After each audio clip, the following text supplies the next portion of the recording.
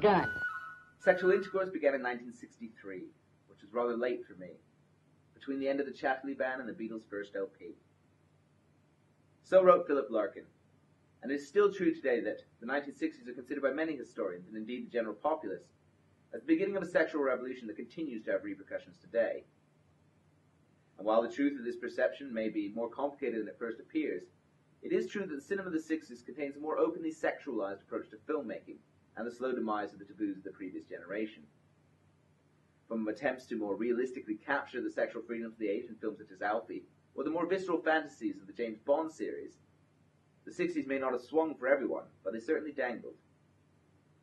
We spoke to Ursula Andress, star of 1962's Dr. No, and one of the most iconic sex symbols of her age. Hello, Miss Andress. Hello. Now, you were the original and, may I say, the best Bond girl, winning a Golden Globe for your portrayal of Honey Rider. What was it like suddenly finding yourself as a sex symbol to millions? Actually, I never considered myself to be a sex symbol, if indeed such a thing actually exists, but rather an avatar for the essential dichotomy between man and beast, that eternal battle between reason and raw and bridled passion. Well, of course, I'm sorry, I didn't mean the question to seem glib or sexist in any way. Of course, I do have tremendous breasts, so I suppose you could make the argument that a lot of people just wanted to pork the life out of me.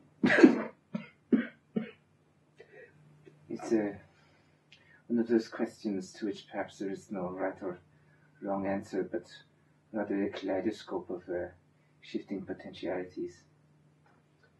Oh yes, of course, I see. Certainly. I mean, you clearly have an erection at the moment, but is that a direct reaction to my presence? Desire to have intercourse with me specifically, or simply a physical response to long-standing parental and societal conditioning? I mean, who can say?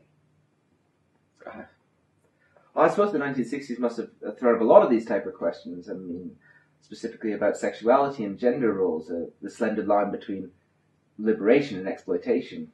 Not really. Oh, interesting. Why would you say that was?